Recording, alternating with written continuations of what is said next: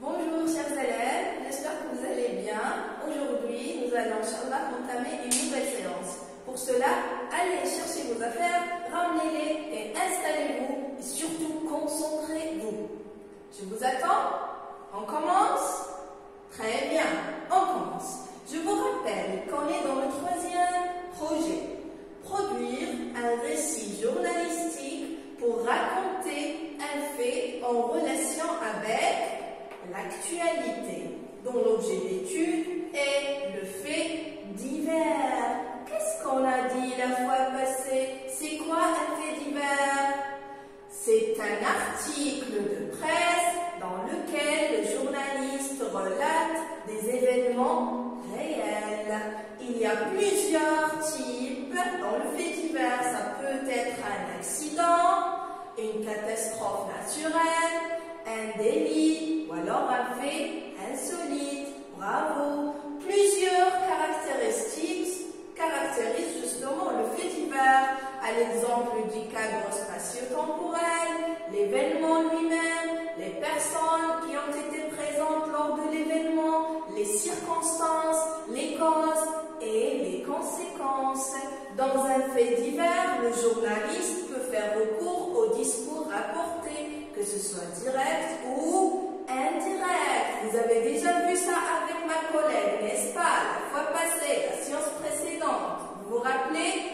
Pourquoi le journaliste fait recours au discours rapporté? C'est pour donner plus d'authenticité à son texte, pour y insérer un témoignage. Très bien.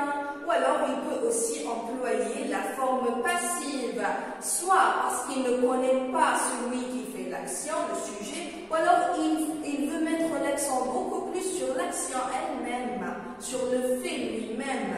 Il utilise aussi le passé composé du moment que l'événement s'est déjà déroulé auparavant, au passé. Maintenant, pourquoi on rédige un fait divers? Tout simplement, pourquoi? Parce qu'on veut véhiculer une information. Très bien. Donc aujourd'hui, c'est vous, le journaliste.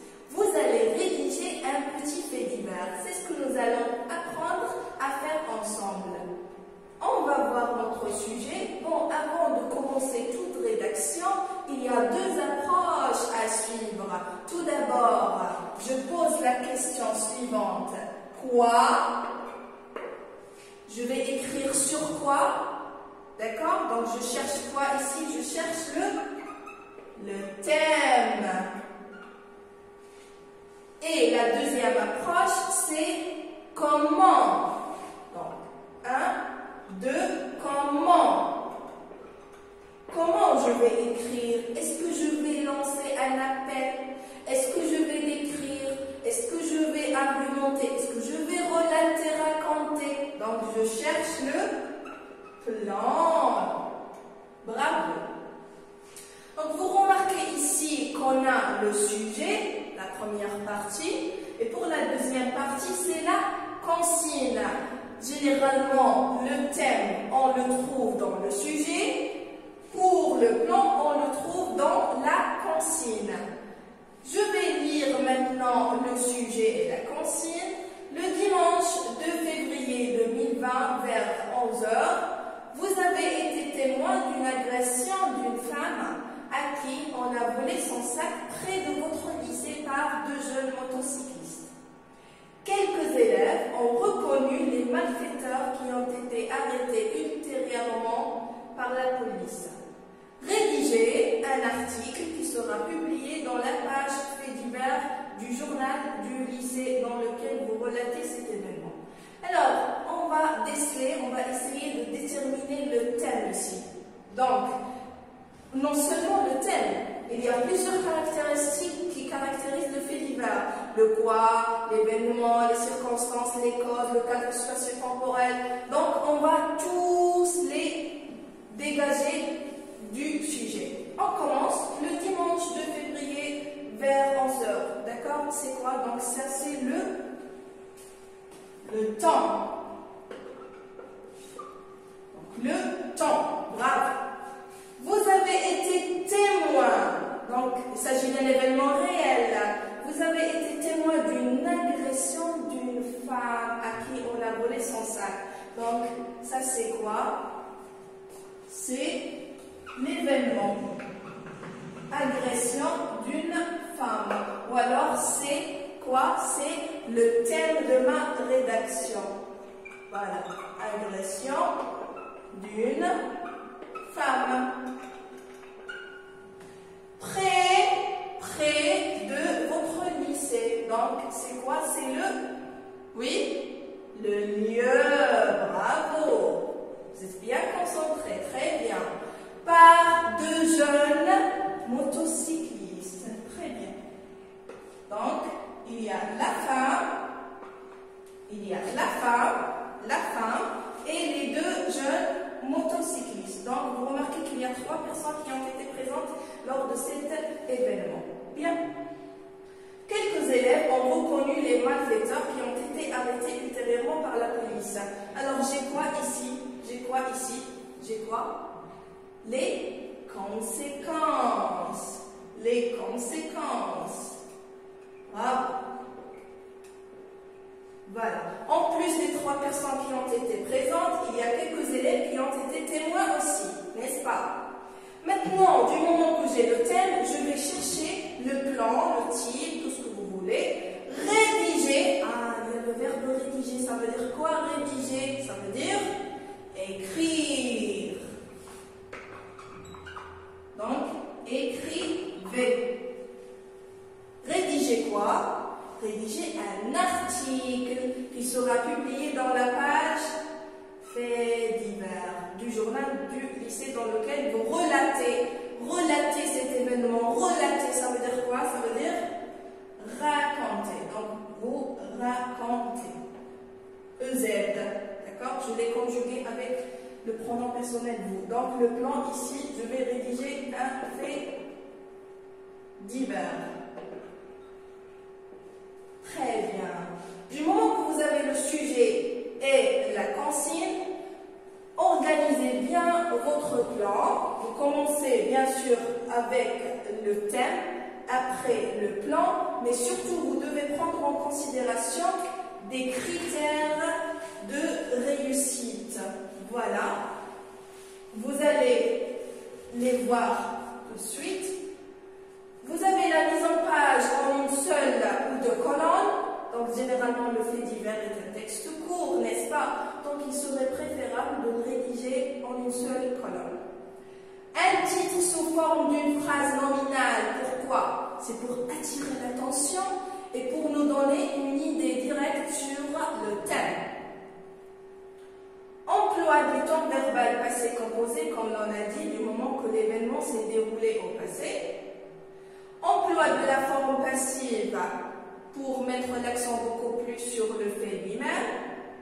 Emploi du discours rapporté direct ou indirect. Pourquoi? Pour donner plus d'authenticité à son texte, pour y insérer un témoignage, comme l'on a dit. Très bien. Bien.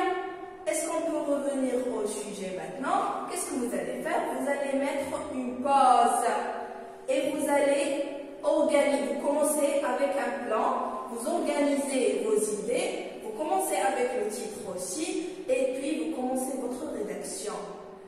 N'hésitez pas à essayer, puisque ceux qui ne progressent pas, ce sont ceux qui ne travaillent pas. D'accord? Ce n'est pas très difficile, c'est trop facile à faire, et même si vous faites des erreurs, c'est pas grave. On est là pour apprendre. D'accord? Donc suivez juste les critères et les 2 étapes essentielles à toute rédaction. Bon, à notre tour, je suppose que vous avez terminé. Ça y est, vous avez mis une pause, vous avez essayé de rédiger. Très bien. Nous allons ensemble voir un exemple d'une rédaction d'un élève tout comme vous. Observons l'image tout d'abord. Bon, il y a un titre écrit en gras, oui. Il y a la source aussi, le journal du lycée mercredi 6 février 2020. Le titre agression d'une femme par 2 malfaiteurs. Agression, c'est un nom d'un verbe. Quel est le verbe du nom agression? Agresser. Agresser. Très bien. Donc, le titre est sous forme d'une phrase nominale, n'est-ce pas? Il y a là-haut la boîte. Donc,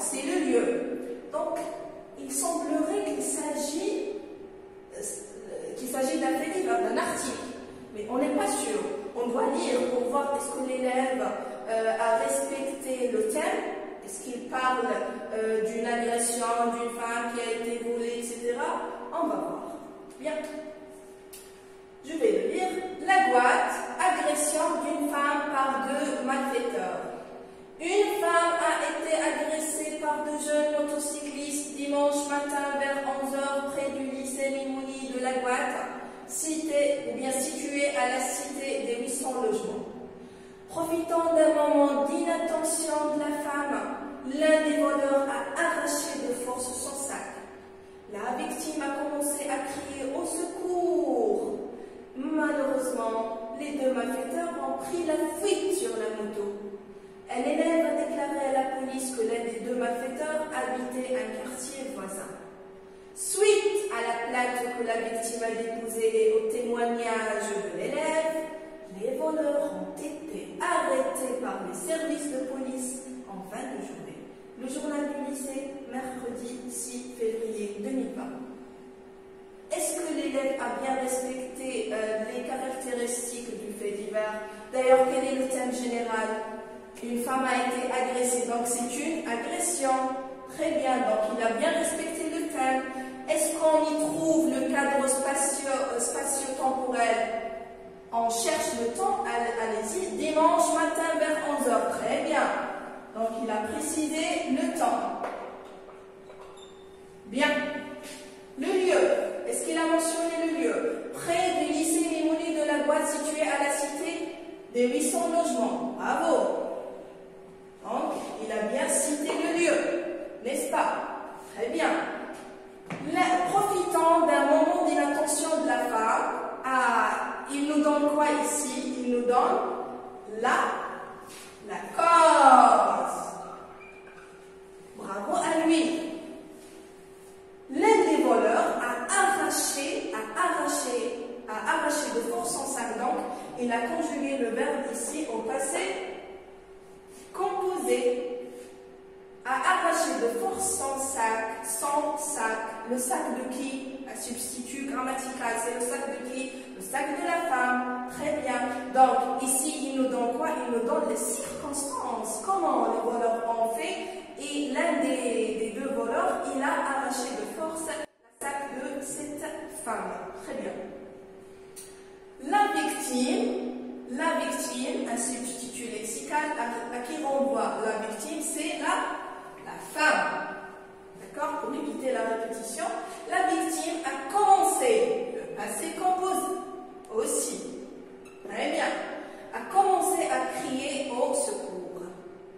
Malheureusement, les deux malfaiteurs ont pris la fuite. Ont pris le verbe prendre. Ont pris la fuite. Très bien, le passé composé ici. Un élève a déclaré, c'est composé aussi. Un élève a déclaré à la police que l'un des deux malfaiteurs habitait un quartier voisin. Très bien, donc il s'agit de quoi ici? C'est un discours indirect. Donc l'élève, le journaliste élève a inséré un témoignage pour renforcer son texte, pour donner une authenticité à son texte. Maintenant, si je veux transformer cette phrase en un discours, un style direct, qu'est-ce que je vais effectuer comme changement?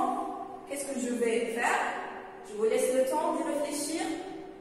Oui, je compte sur vous, j'ai confiance en vous, parce que vous l'avez déjà vu avec ma collègue. Un élève a déclaré à la police. Oui, très bien, je mets 2 points. J'efface que, d'accord? L'un des deux malfaiteurs habite ou habitait un quartier voisin, d'accord? Très bien, bravo. Suite à la plainte que la victime a déposée, toujours le passé composé, et au témoignage de l'élève, les voleurs, à qui renvoient les voleurs, ce sont qui? C'est les motocyclistes, les malfaiteurs, d'accord? Voyez le vocabulaire, il n'a pas répété les malfaiteurs, non, les malfaiteurs, les deux voleurs, les deux jeunes motocyclistes, d'accord? Très bien. Les voleurs ont été arrêtés par les services de police en fin de journée. Donc, j'ai quoi ici? J'ai la Conséquence. Donc, quelle est la conséquence? C'est quoi? Arrêter. Quel est le nom? Arrêter. Quel est le nom du verbe arrêter? C'est l'arrestation. L'arrestation des deux voleurs. Maintenant, ici, qui fait l'action? Qui? Les voleurs ou bien les services de police? Les services de police. Les voleurs subissent l'action. Donc, cette phrase est à la forme passive. Pourquoi? Parce que le journaliste veut insister sur l'action elle-même, sur l'arrestation, sur le fait lui-même. D'accord? Comme ici, une femme a été agressée par deux jeunes motocyclistes. Qui fait l'action? Les deux jeunes motocyclistes. Qui subit l'action? La femme, raison pour laquelle on a ajouté par.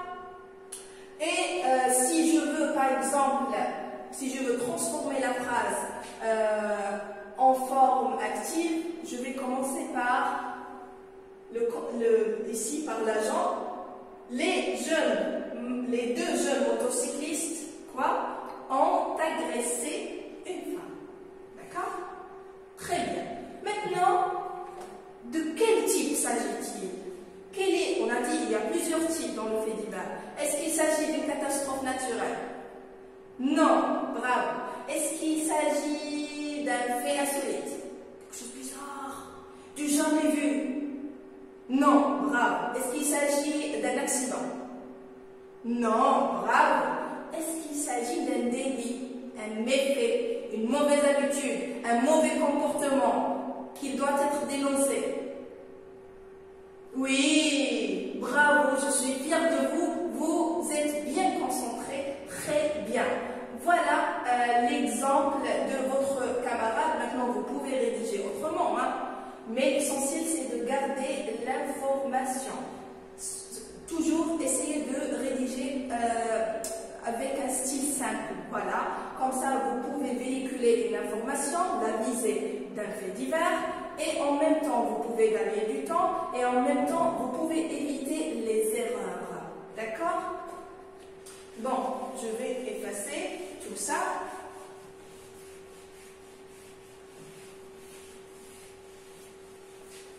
Nous déduisons quoi? Nous déduisons ensemble que dans un fait divers, il faut qu'il y ait le cadre spatio-temporel, l'événement, les causes, les conséquences, les circonstances aussi. J'utilise le passé composé puisque l'événement s'est déroulé au passé. Je fais recours au discours rapporté direct ou indirect pour renforcer mon texte avec un témoignage. J'utilise la forme passive pour mettre l'accent, pour insister sur le fait lui-même, ou parce que je ne connais pas le sujet, celui qui a fait l'action, tout court, d'accord? Avant de rédiger, j'organise mon travail, je m'interroge sur le thème de ma rédaction et ensuite je m'interroge sur le plan de ma rédaction. Je commence toujours dans un brouillon, après je recopie dans la feuille propre. Je vous remercie infiniment de votre attention. Merci beaucoup. J'espère que vous avez bien compris. Essayez de rédiger d'autres faits divers. N'hésitez pas à essayer. On se rencontre, Inch'Allah, dans une autre séance parfois.